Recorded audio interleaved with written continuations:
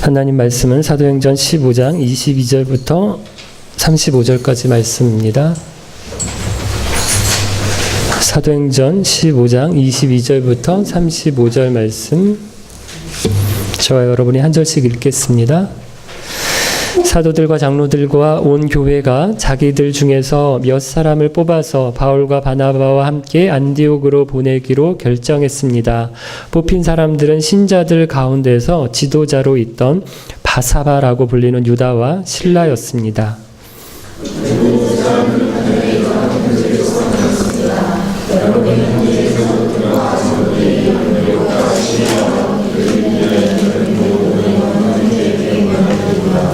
우리 가운데 몇 사람이 여러분에게 가서 우리가 시키지도 않은 말을 해서 여러분을 혼란에 빠뜨리고 마음을 아프게 했다는 소식을 들었습니다.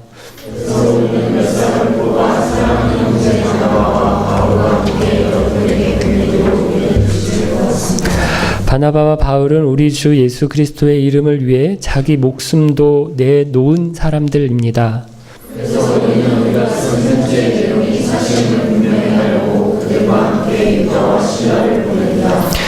여러분에게 다음에 말하는 요구사항 이외에 다른 어떠한 짐도 지우지 않는 것이 성령과 우리의 생각입니다.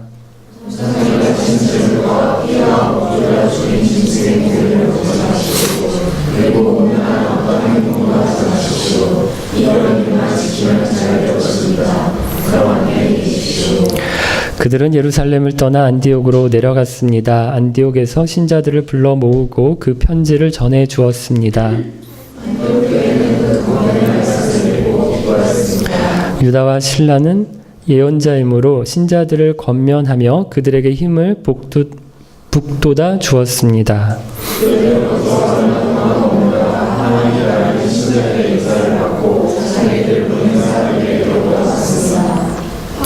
바울과 바나바는 안디옥에 계속해서 머물러 있으면서 다른 여러 사람과 함께 주님의 말씀을 가르치며 전파하였습니다. 아멘. 예루살렘 교회 지도자들이 모여서 회의를 하는데요. 몇 명인지는 모르지만 사도들과 지도자들이 모여서 굉장히 오랜 시간 회의를 했어요. 그 중에 사도행전을 쓴 누가는 베드로가 일어나서 한 발언을 기록했고요. 그 다음에 베드로에 이어서 바울과 바나바가 또 발언을 하고, 그리고 마지막으로 야고보 사도가 일어나서 한 발언을 기록을 해주고 있는데요. 결론이 어떻게 납니까? 이 회의의 결론 두 가지였습니다. 구원과 관련해서는 할례든지 율법이든지 어떠한 조건도 있을 수가 없다라고 했고요. 대신 유대인 신자들을 배려해서 유대인들이 굉장히 중요하게 생각하고 있는 피를 먹는다든지 목을 매달아 죽인 짐승의 고기를, 그리고 우상에게 드려진 제물의 고기를 먹는 것은 금하자라고 하고요. 음란한 행동을 하지 않도록 주의를 주자라고 얘기를 합니다. 여러분, 구원을 받으려면 할례를 받아야 된다. 이것은 구약에는 해당하는데 신약이기 때문에 바뀐 건가요? 아닙니다. 그렇죠? 구약 시대에도 구원은 믿음으로 주신 거고 은혜로 받은 거지 할례가 구원의 조건이 아니었어요. 그럼 어떻게 아는가 하면 하나님께서 아브라함을 불러주시는데 할례를 아브라함이 행했기 때문에 불러주신 것이 아니거든요.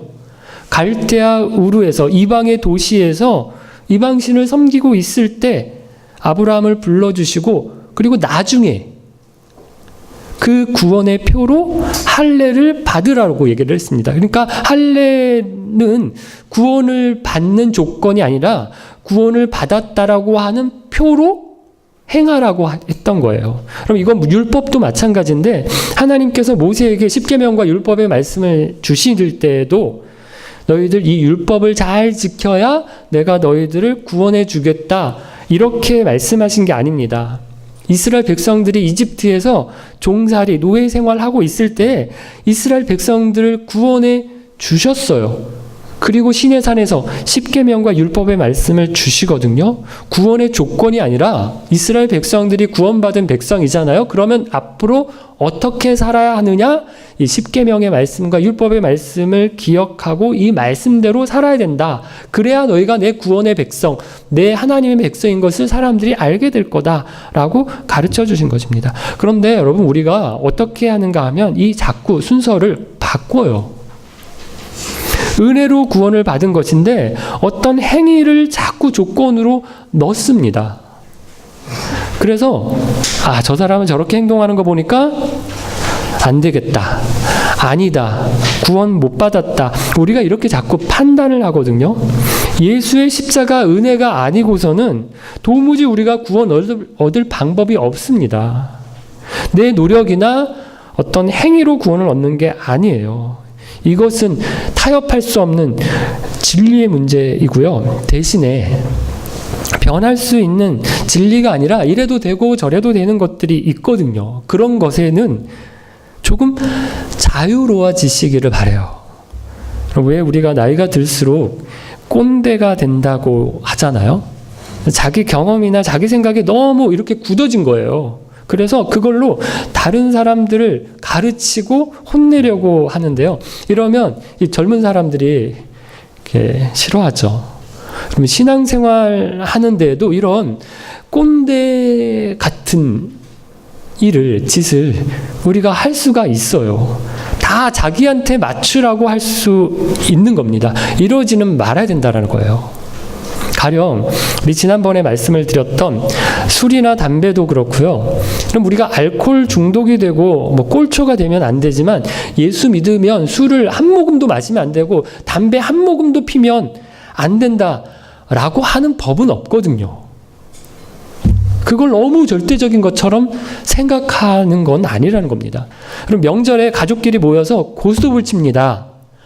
물론 다른 놀이를 하면 좋지만 모여서 재미삼아서 고스톱을 치려고 하는데 나는 예수 믿으니까 이 고스톱 같은 건 못한다. 이러면 이게 잘하는 거냐? 그건 아니라는 생각이 드는 거예요. 어디 미국 안 가봤지만 라스베가스에 관광을 가서 거기서 이제 한번 카지노 앞에 앉아서 이걸 땡기는 거 이렇게 사람들이 하니까 이걸 했어요.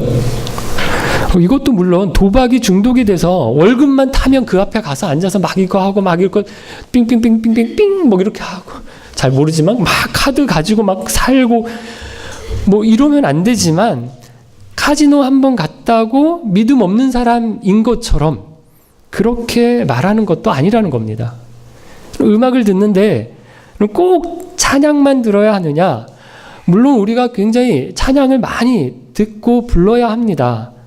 하지만 가요들 들을 수도 있잖아요. 근데 가요를 들으면 굉장히 세속적인 사람인 것처럼 생각하고 노래방 가면 절대로 안 되는 것처럼 이러는 사람들이 있는데요. 이것도 아니라는 거예요. 여러분, 이런 것이 우리가 참 많아요.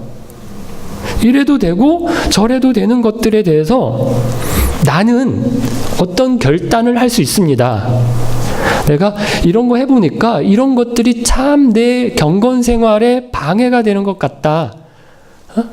게임, 너무 내가 거기에 막 매달려서 막 눈만 뜨면 게임이 왔다 갔다 하고 거기 몇 점도 올릴 수 있는데 내가 경건 생활하는데 하나님의 앞에서 믿음 생활하는데 말씀 생활하고 기도 생활하는데 이게 참 게임이 나에게 방해가 되는 것 같다. 여러분, 그렇게 생각해서 내가 이런 거 저런 거를 안 해야겠다라고 제안하는 것들은 참 좋습니다. 그런데 그 잣대를 가지고 다른 사람에 대해서 나는 이렇게 하는데 너는 왜 그런 식으로 하느냐, 이렇게 판단하고 정죄하면 안 된다라는 것입니다. 여러분, 또 반대 입장에서도요, 나는 다 할 수 있어, 나는 이것들 다 괜찮아 라고 생각하는 분도 다른 사람을 위해서 안 할 수도 있어야 돼요. 가령 저는 주일 성수라고 하는 문제에 대해서 주일날 예배 드리고 꼭 필요한 물건이 있으면 주일날 살 수도 있고요. 식당에 가서 이렇게 외식을 할 수도 있다라고 생각을 해요. 그런다고 제가 이렇게 쭉 기쁨교회에서 봐봤을 때 기쁨교회에 계신 분들이 뭐 시험에 들거나 뭐 이렇게 시비를 거시거나 뭐 그러시는 분들은 제가 봤을 때는 없어요. 그래서 제가 우리 교인들끼리 같이 식당도 가고 그러기도 합니다. 그런데 제가 한국에 가서 만약에 어디 경상도에 있는 고신교회에 가서 만약에 사역을 하게 되고 섬기게 되었다면 저는 주일날 모스크바에서 했던 것과는 전혀 다르게 할 겁니다. 뭐 안 살 거고요. 식당엔 절대로 가지 않을 겁니다. 왜요? 경상도에 있는 고신교회들은 주일 성수를 한다고 할 때 돈을 쓰면 안 된다 라고 생각을 하거든요. 제가 그런 분들을 생각해서 저는 크게 그게 문제가 안 된다라고 지금은 생각을 하고 있지만 안 할 거예요. 제가 만약에 그런 걸 하면 그 교회에서 쫓겨날 겁니다. 그거 무서워서 뿐만 아니라 그 교회의 그 분위기와 상황 때문에 저는 안 하는 게 좋겠다 생각해요. 여러분, 이렇게 하는 것이 이중적인 거고요. 지조가 없고 오락가락 하는 거가 아니에요. 신앙의 성숙이에요. 할 수 있지만 덕을 세우고 다른 사람을 배려해서 안 하는 것이 성숙한 겁니다. 야고보 사도가 안디옥에 있는 이방인 성도들에게 먹지 말라고 한 게 이거예요. 유대인 성도들이 피를 먹는 것이나 목매어 죽인 고기, 우상에게 바쳐진 짐승의 고기를 먹는 것을 이방 성도들이 하는 것을 보면서 너무 혐오하고 막 불편하게 생각을 하는 겁니다. 마치 러시아 사람들이 한국 사람들 개고기 먹는다라고 하면 되게 이상하게 생각하고 막 이렇게 치를 떨고 어떻게 너희들 그럴 수 있느냐 이렇게 생각하는 것 이상으로 유대인들은 이걸 굉장히 힘들게 생각을 하거든요. 그러니까 먹지 말라고 한 겁니다. 교회가 하나 되는 일을 위해서 배려하라는 거예요. 이방인 성도들이. 여러분, 이 동기 때문에 우리가 지금은 어떤가요? 피도 먹고 목매어 죽인 고기도 먹고 돼지고기도 먹거든요. 왜 그렇습니까?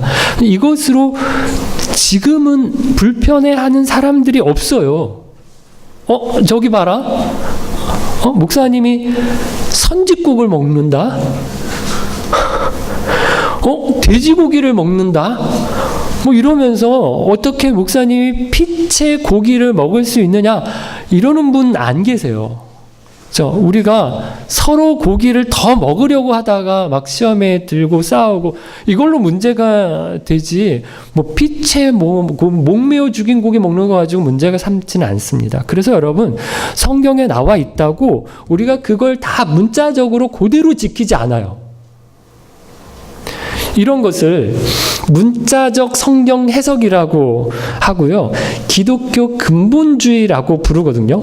성경에서 원리를 가지고 와서 지키는 것이지 문자 하나하나를 규범으로 생각해서 그대로 지키는 건 아니에요. 그 시대, 그 문화 가운데서 그 사람들에게 이 말씀을 하나님께서 하신 원리가 있거든요. 그 원리를 찾아서 가지고 와서 오늘날 우리는 그 말씀을 어떻게 이 원리를 지켜야 하는지를 고민하면서 성경을 보고 생활하고 말씀을 적용하고 지키고 순종해야 된다는 겁니다. 여기까지가 2주간에 있었던 그 회의의 복습이었고요. 좀 앞에 말씀드렸던 걸 조금 어려워하시는 분들이 있어서 조금 자세하게 정리를 해드렸고요. 이제 오늘 본문으로 와서 예루살렘 교회 회의에서 있었던 결정인데요. 안디옥 교회에 이 결정을 전달하려고 합니다. 누구를 보냅니까? 22절인데 읽어볼까요? 사도들과 장로들과 온 교회가 자기들 중에서 몇 사람을 뽑아서 바울과 바나바와 함께 안디옥으로 보내기로 결정했습니다. 뽑힌 사람들은 신자들 가운데서 지도자로 있던 바사바라고 불리는 유다와 실라였습니다. 굉장히 신중한 결정을 합니다. 예루살렘 교회가 안디옥 교회를 위해서 회의를 열고 신중에 신중을 기해서 결정을 했어요. 그리고 그 결정을 전달하는 것도 어떤가요?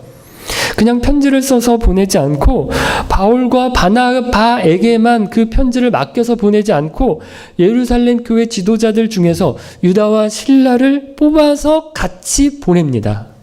여러분, 왜 이렇게 할까요?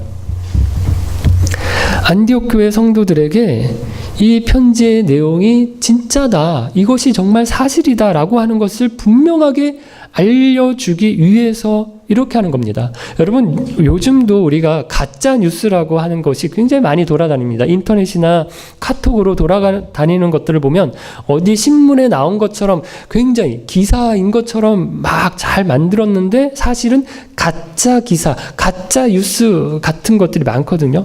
그럼 이게 진짜인지 가짜인지 헷갈려요. 그럼 우리가 서류나 문서도 진짜라고 하는 것을 증명하기 위해서 뭐 받죠? 공증이라는 것을 받잖아요. 가짜 졸업장이 있고 가짜 성적 증명서가 있고 가짜가 하도 많으니까 기관에서 이게 진짜인지 가짜인지 믿지를 못하는 거예요. 이번에 조선희 목녀님 이야기를 들으니까 주에 그 입학 서류를 넣었는데 이 공증 받아야 될 서류가 굉장히 많고요. 그거 다 공증 받는 데만 얼마래나? 얼마요? 꽤 많이 들어간다고 하더라고요. 그죠? 이게 너무 가짜가 많기 때문에 이런 거죠. 비용과 시간과 이런 것들이 막 들어가는 겁니다. 이 당시에 편지도 그랬던 것 같아요. 이 편지가 진짜 예루살렘에서 보낸 편지인지 아니면 가짜 편지인지 헷갈리는 겁니다. 바울과 바나바가 자기들 좋은 대로 편지를 써서 예루살렘에서 보낸 편지다 이러면서 유대에서 온 사람들, 반대편에 있는 사람들의 주장과 반대되는 이야기를 할까봐, 그런 의혹을 가질까봐 예루살렘 교회 지도자들을 뽑아서 같이 보낸 거예요. 여러분, 옳은 결정을 하는 것도 중요하지만 그 결정을 올바르게 시행하는 것, 올바른 방식으로 전달하는 것도 중요합니다. 결과만 중요하게 생각해서 절차나 방법을 소홀하게 하는 경우가 있거든요. 일을 하는 것도 중요하지만 그 과정이 적법하고 올바라야 됩니다. 의혹이 생기지 않고 화합이 되도록 노력을 해야 된다는 거예요. 23절은 편지의 내용인데 우선 문안의 인사가 나오거든요. 23절 말씀을 읽어볼게요. 그리고 이 사람들 편에 이러한 편지를 써 보냈습니다. 여러분의 형제인 사도들과 장로들이 안디옥과 시리아와 길리기아에 있는 모든 이방인 형제에게 문안드립니다. 편지 제일 앞에 보면 이제 누가 누구에게 편지를 쓴다, 문안한다 이렇게 나오는데 여기 보니까 누가 누구에게 편지를 합니까? 여러분의 형제인 사도들과 장로들이 이방인 형제에게 문안한다고 하거든요. 형제가 형제에게 문안한다라고 합니다. 같은 형제라는 거예요. 여러분, 예루살렘 교회에 있는 사람들이 얼마든지 자기들을 주장할 수 있어요. 예루살렘 교회가 안디옥 교회를 지금 이 편지로 지도를 하는 거고요. 우리가 결정한 걸 너희가 따라야 된다라고 해서 보내는 거예요. 그래서 명령을 내려보내는, 하달하는 것처럼 그렇게 할 수 있거든요. 그런데 그렇게 하지 않아요. 같은 형제로 여기는 겁니다. 교회 안에서는 계급이 없어요. 우리가 군대 문화가 사회 곳곳에 남아 있어요. 회사에 가도 학교를 가도 다 막 상하 관계가 굉장히 분명하잖아요. 근데 교회만큼은 없습니다. 없어야 합니다. 목사나 장로나 권사, 이건 여러분 직분이지 계급이 아니에요. 그럼 나이가 많은 것이 계급이 아닙니다. 그래서 내가 목사인데, 내가 나이가 몇 살인데, 내가 이 교회를 몇 년 동안, 몇십 년을 내가 다녔는데, 여러분 우리가 이러면서 소위 갑질 같은 걸 하거든요. 오히려 교회는 이게 거꾸로 가야 돼요. 그래서 누구를 더 배려해야 되고요. 누구를 더 주목해야 하는가 하면 신앙이 어린 사람, 나이가 어리고 교회에 나온 지 얼마 되지 않은 사람을 더 생각하고 더 배려해 줘야 됩니다. 그럼 우리 교회가 예수 안 믿는 사람들을 뭐라고 부르죠? VIP라고 부르잖아요. 그렇죠? 그 사람들을 중요하게 생각하겠다라는 거예요. 예수 안 믿는 사람, 전도하기로 내 마음에 갖고 있는 사람, VIP로 여기자는 겁니다.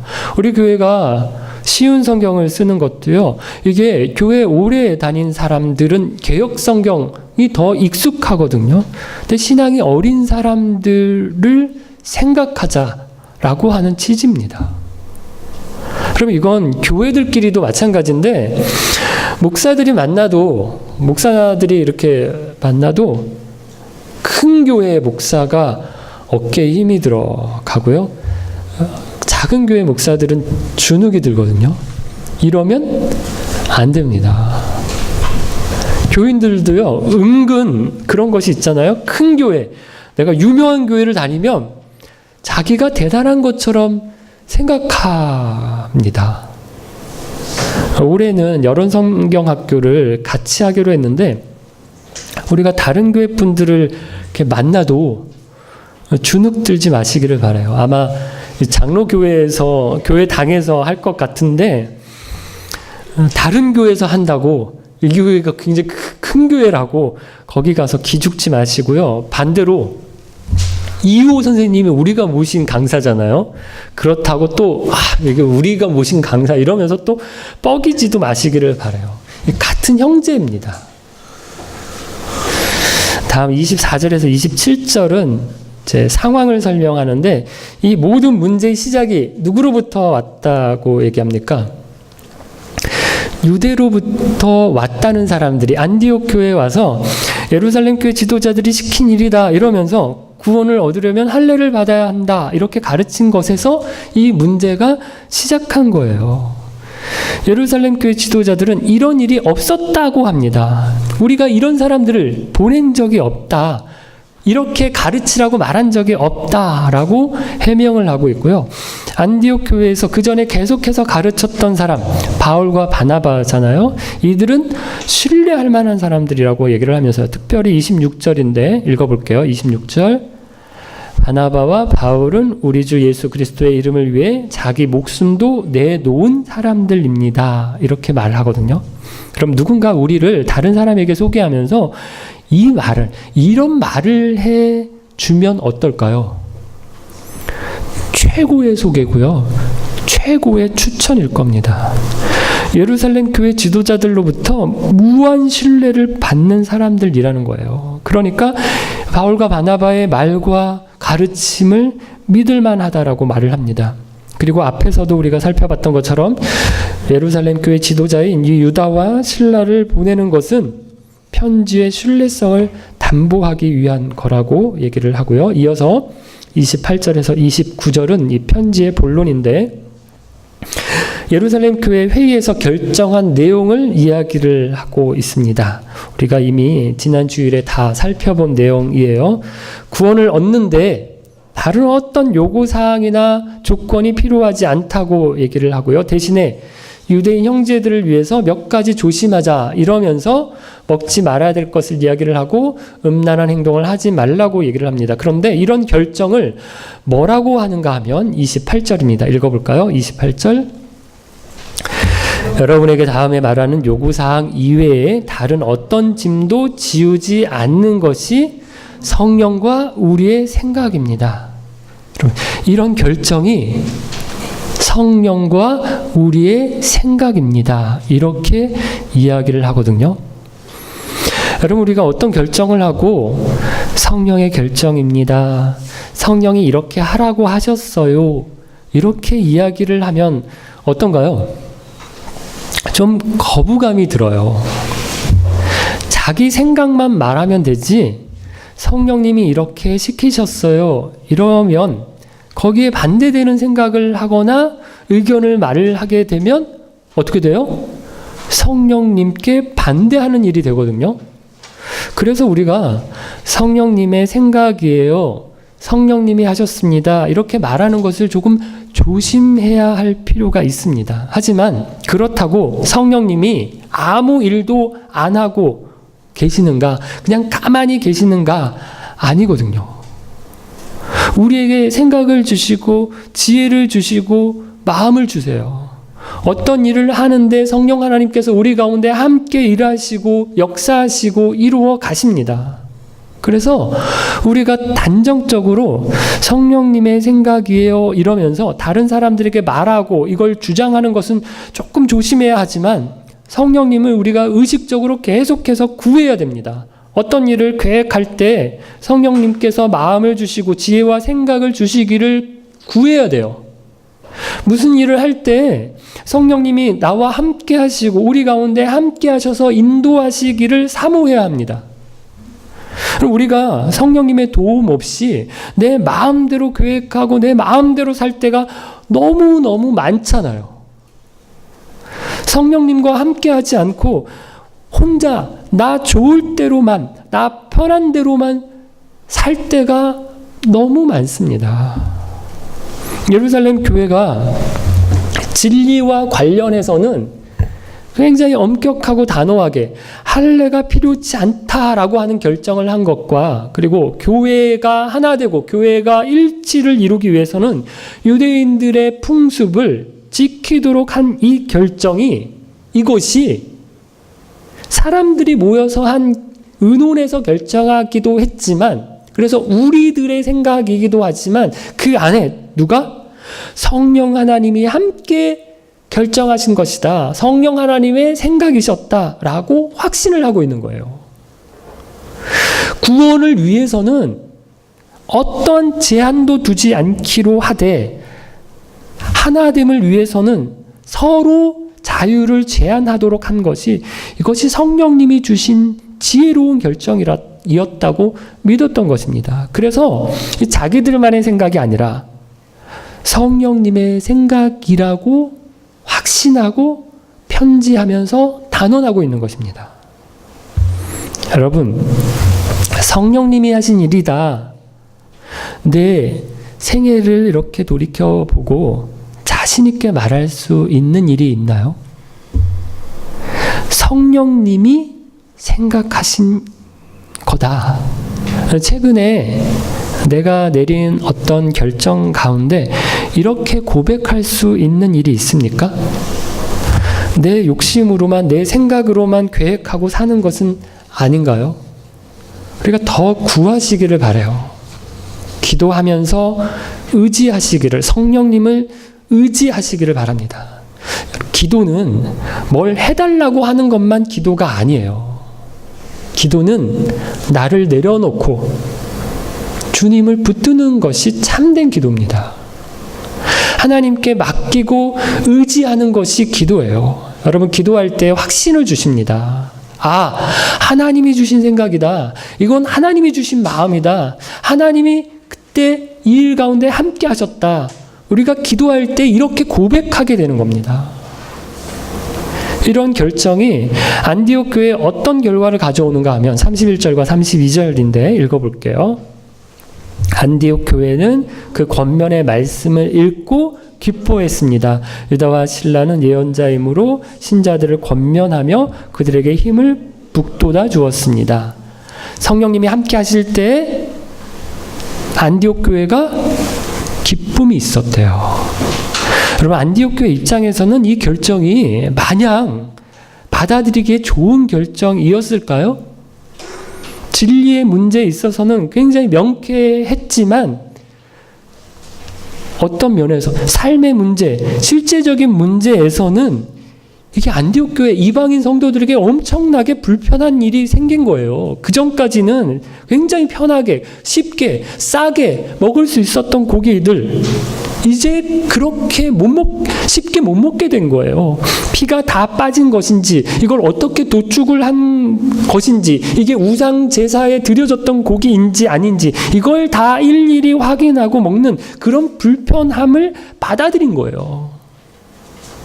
음란한 성적인 행위들이 용인됐었는데 그걸 다 끊어버리기로 한 겁니다. 그럼에도 불구하고 안디옥 교회 성도들이 어떻게 했다고요? 기뻐했다라는 거예요. 여러분, 성령님이 함께 하실 때 상황이 변하지는 않았어요. 아니, 오히려 상황이 더 어려워지고 고생이 될 수도 있고요. 힘들어질 수도 있습니다. 하지만 기쁨이 있거든요. 나 편하려면 안 해야 맞는데 기도하다 보니까 자꾸 마음이 불편한 거예요. 그래서 내가 힘들지만 그렇게 해야지라고 결심을 했어요. 그랬더니 마음이 편안해집니다. 기쁨이 생깁니다. 여러분, 이럴 때 성령님이 주신 마음이에요. 성령님이 주신 생각입니다. 불편해요. 꺼림직한데 자꾸 하잖아요. 나 좋으라고 하는 일이에요. 멈춰야 합니다. 물론 예수님도 안 믿고 마음이 엄청 완악한 사람은 만날 생각하는 것이 악한 일이고 하는 일이 남 괴롭히는 일을 해도 너무 마음이 편하고 막 기쁘고 좋은 사람이 있어요. 이런 사람은 제쳐두고, 저와 여러분이 적어도 하나님의 말씀을 알고 배우는 사람들이잖아요. 성령님과 함께 하기를 정말 소망하는 사람들인데, 성령님의 인도하심을 받을 때 세상에서 줄 수 없는, 얻을 수 없는 그런 기쁨이 있다라는 거예요. 하늘로부터 오는 기쁨을 우리 가운데 주신다는 것입니다. 성령의 생각으로 생각할 때, 성령이 함께하는 일을 행할 때 몸은 좀 힘들고 고되고 지치지만 하나님이 우리에게 주시는 기쁨이 있다는 것입니다. 마지막으로 34절이 어떻게 되어 있습니까? 없음이라고 되어 있어서 이상하게 생각하는 분들이 계시는데요. 몇몇 사본을 보면 34절의 내용이 있는 것이 있대요. 다음 주일 본문에 보면 바울이 신라와 함께 2차 전도 여행을 가는데 신라가 예루살렘으로 가버리면 이상하다라고 본 거예요. 그래서 유다는 예루살렘으로 가고, 34절에 어떤 사본에는 유다는 예루살렘으로 가고 신라는 안디옥에 남았습니다. 이런 내용이 들어있는 사본이 있었는데, 이 절을 나중에 성경이 완성되고 한참 후에 이 장과 절을 구분하는 사람이 있었는데, 이 인쇄업자가 이 절을 집어넣으면서 이 34절이 있는 사본을 가지고 절을 붙인 겁니다. 그런데 나중에 알고 보니까 더 오래된 사본, 더 오래된 게 더 신뢰가 가는 거거든요. 다른 여러 사본, 신뢰가 가는 더 오래된 사본들에는 이 34절의 내용이 없는 거예요. 그래서 이 내용은 원래 없던 것이 맞다고 보고 34절의 내용을 뺀 겁니다. 신라가 예루살렘에 갔어도, 유다와 같이 갔어도 나중에 바울이 요청해서 다시 안디옥으로 올 수도 있잖아요. 그래서 34절을 뺀 겁니다. 사랑하는 기쁨 가족 여러분, 오늘이 성령 강림주일이에요. 예수님이 6월절에 고난받으시고 부활하시고, 그리고 50일이 지나서 오순절에 성령님이 임하신 것을 기념하는 날인데요. 우리가 오순절 성령 강림을 생각하면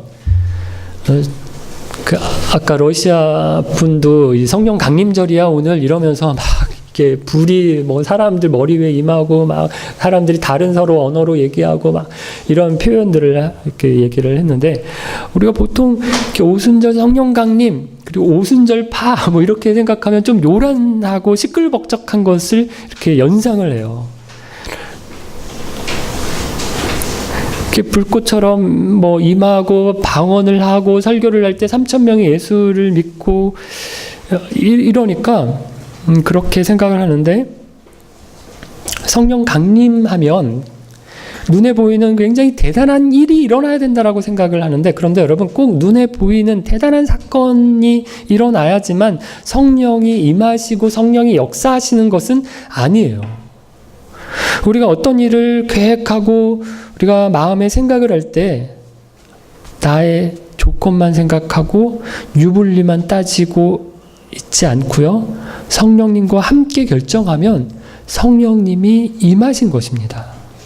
어떤 일을 할 때에도 내 힘으로, 내 노력으로만 하지 않고 성령님과 함께 하려고 성령님을 의지하고 붙들고 성령님의 인도하심을 받으면 그 안에 성령 하나님께서 임하셔서 우리와 함께 역사하시는 것입니다.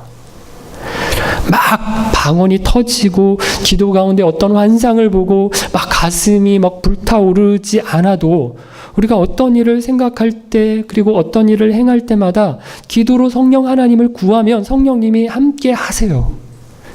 진리의 성령님을 구하고 하나 되게 하시는 그 성령님을 바라볼 때 내 마음의 평안과 기쁨을 주시는 것입니다. 성령님 그렇게 우리와 함께 해주시는 것입니다.